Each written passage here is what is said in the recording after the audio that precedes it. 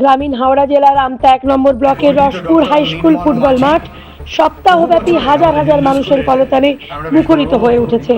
কলিকাতা গ্রামের অগ্রগতি সংগঠনের ব্যবস্থাপনায় ৭ই ডিসেম্বর ২০২৫-এ দামোদর নদের তীরে দামোদর মেলার শুভ উদ্বোধন করেন কলকাতা আন্তর্জাতিক পুস্তক মেলার সাধারণ সম্পাদক ত্রিদীপ কুমার চট্টোপাধ্যায়। উপস্থিত ছিলেন বিপর্যয় মোকাবিলা ও অসামরিক প্রতিরক্ষা দপ্তরের মন্ত্রী জাভেদ আহমেদ খাঁ, উলুবেড়িয়া উত্তর বিধানসভা কেন্দ্রের বিধায়ক চিকিৎসক নির্মল মাঝি, অভিনেত্রী রাজশ্রী ভৌমিক, বিশিষ্ট ফুটবলার অলোক দাস সহ প্রমুখ বিশিষ্ট ব্যক্তিবর্গ।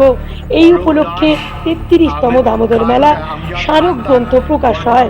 ধারাবাহিক ঐতিহ্যকে বজায় রেখে এবারের মেলার মূল ভাবনা আমার সোনার বাংলা। এই ভাবনাকে সামনে রেখে মেলার মূল সাংস্কৃতিক মঞ্চকে ঘিরে ২৮টি প্রদর্শনী মণ্ডপের একটি মণ্ডপের নামকরণ করা হয়েছে বিভিন্ন সবজির নামে।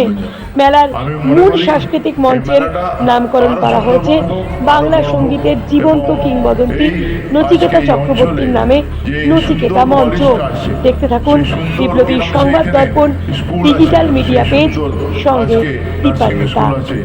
তার পিছনে একটা মানুষ, তার অবদান আছে, তার নাম হচ্ছে সেই তপন মণ্ডল। তাকে অভিনন্দন। নমস্কার। মঞ্চে উপস্থিত সকল গুণীজনদের আমার প্রণাম এবং আন্তরিক ভালোবাসা। আজ ৩৩ বছরে পা দিল রসপুরের দামোদর মেলা।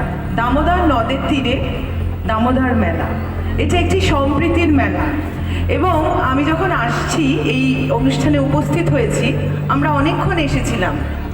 আসার সাথে সাথে এত আন্তরিকতা পেয়েছি, মনে হচ্ছে না যে এত দূর থেকে এখানে এসেছি, মনে হচ্ছে আমার পাড়ায় পাশে কোথাও একটা মেলা হচ্ছে। এত সুসংগঠিতভাবে এই অনুষ্ঠান হচ্ছে, মনে হচ্ছে যে এই মেলা ৩৩ বছর নয়, আরও অনেক ১০০-২০০ বছর হয়তো পেরিয়ে যাবে যদি এত সুসংগঠিতভাবে অনুষ্ঠিত হয় এই মেলা।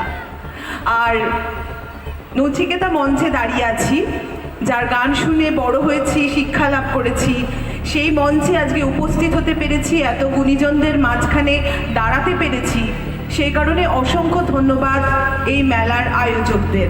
এবং থ্যাংক ইউ সো মাচ অভিষেক, আমাকে এখানে আমন্ত্রণ জানিয়েছো। এখানে আসতে পেরে আমার সত্যি খুব ভালো লাগছে।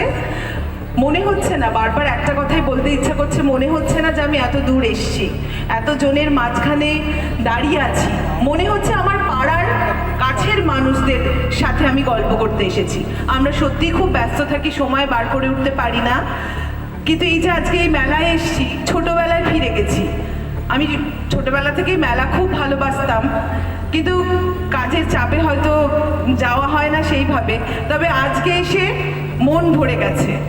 আপনারা এত বছর ধরে আমাকে আশীর্বাদ করেছেন, আমার শো দেখেছেন, মাথায় আশীর্বাদের হাত রেখেছেন, সারা